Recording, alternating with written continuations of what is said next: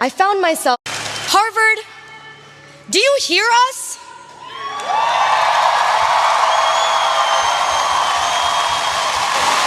Harvard, do you hear us?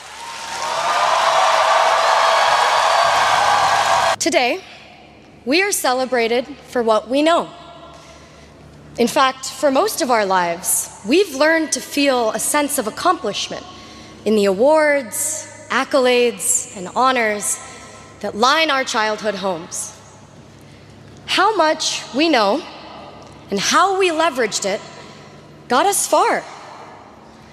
It got us here. But today, I want to convince you of something counterintuitive that I've learned from the class of 2024. The power of not knowing. I grew up in the Great Plains of Nebraska, alongside cattle ranches and cornfields. As the eldest daughter of South Asian immigrants, I was the first in my family to attend college here in the US.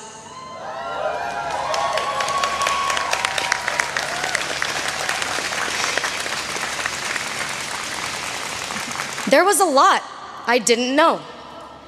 When it came time, I asked my parents how to apply to colleges, and they too said, I don't know. The words, I don't know, used to make me feel powerless, like there was no answer, and therefore no way, as if I was admitting defeat. From Nebraska to Harvard, I found myself redefining this feeling of not knowing. I discovered a newfound power in how much I didn't know. I didn't know a field called the history of science even existed. And I now find myself a graduate of the department. Here, for the first time in my life, I had a professor of color, a historian of science who taught me history is just as much about the stories we don't know as the stories we do. In the history of science, we often look for what is missing, what documents are not in the archives, and whose voices are not captured in history. I've learned silence is rarely empty, often loud. I've learned this not only in the classroom, but also from the class of 2024. In reflecting on our collective moments at Harvard, I've realized it's the moments of uncertainty from which something greater than we could have ever imagined grows. And our class has experienced more than our fair share of the unknown. In our first year, during COVID, we didn't have Annenberg to meet 100 people in an hour and walk out remembering 5 names. What did we do? Hefes became the new Annenberg, and we learned to connect differently, building quality over quantity in our friendships. In our sophomore year, Roe v. Wade was overturned, and there was, and still is, in many parts of the country, an omnipresent uncertainty in accessing reproductive health care.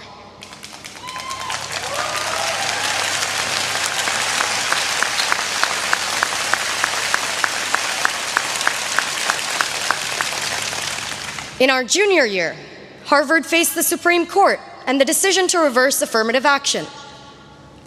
Whether we realize it or not, we've been swimming in uncharted waters. Which brings me to our senior year. A year on campus marked by enormous uncertainty. In the fall, my name and identity, alongside other Black and brown students at Harvard, was publicly targeted.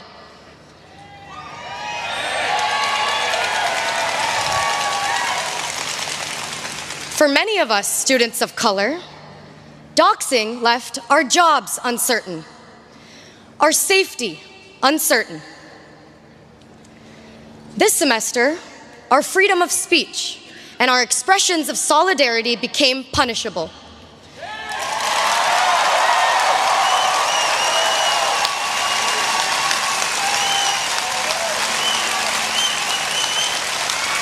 Leaving our graduations uncertain.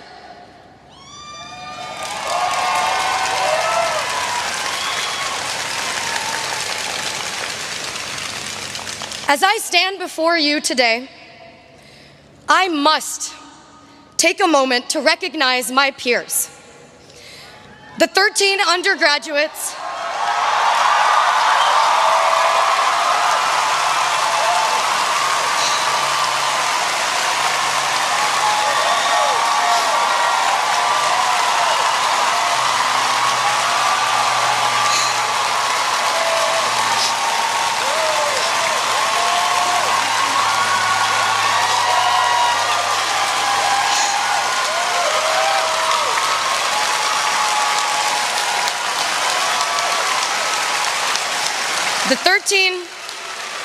The 13 undergraduates in the class of 2024 who will not graduate today.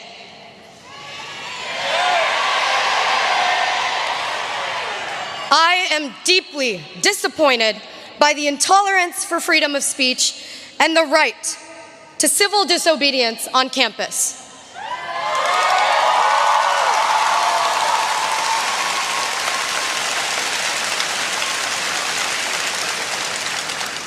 Over 1,500 students had petitioned. Nearly 500 staff and faculty had spoken up, all overwhelmingly against the unprecedented sanctions. As an American and as a Harvard graduate, for me, what is happening on campus is about liberty. This is about civil rights and upholding democratic principles.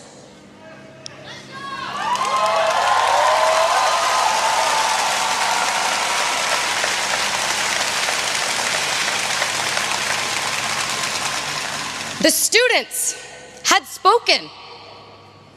The faculty had spoken.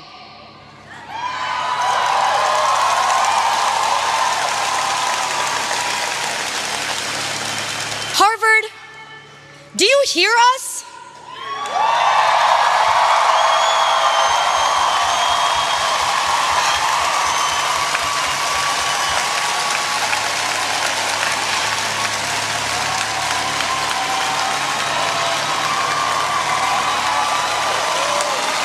Harvard, do you hear us?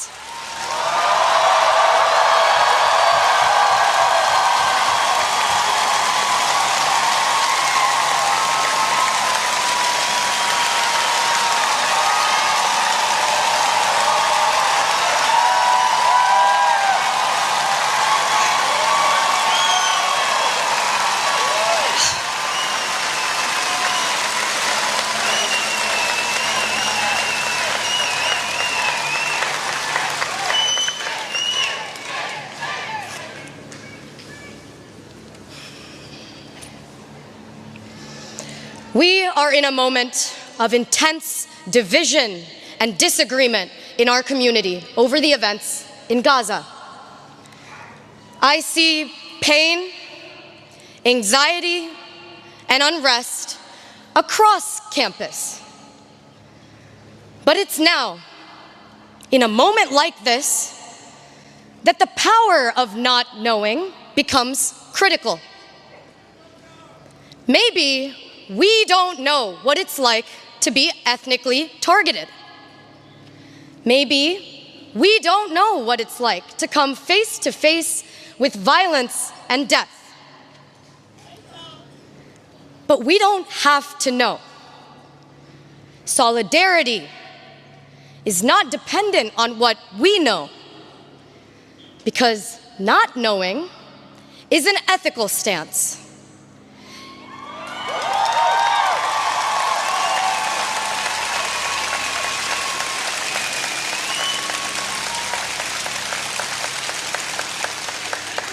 It creates space for empathy, humility, and a willingness to learn. I choose to say, I don't know. So I'm empowered to ask, to listen. I believe an important type of learning takes place, especially in moments of uncertainty, when we lean into conversations without assuming we have all the answers.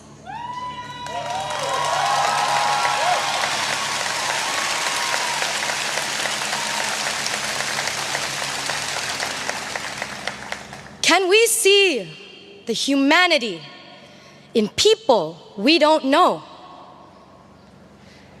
Can we feel the pain of people with whom we disagree?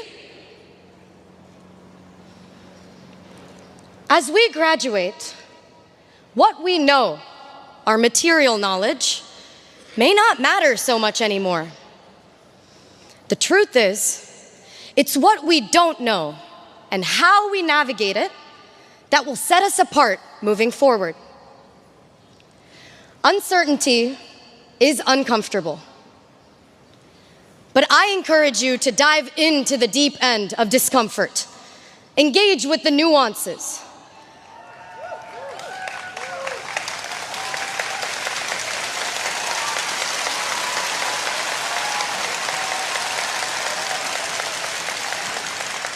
And bring with you a beginner's mind, an ethic of not knowing. Emily Dickinson had said, "Not knowing when the dawn will come, I open every door." Thank you, and congratulations.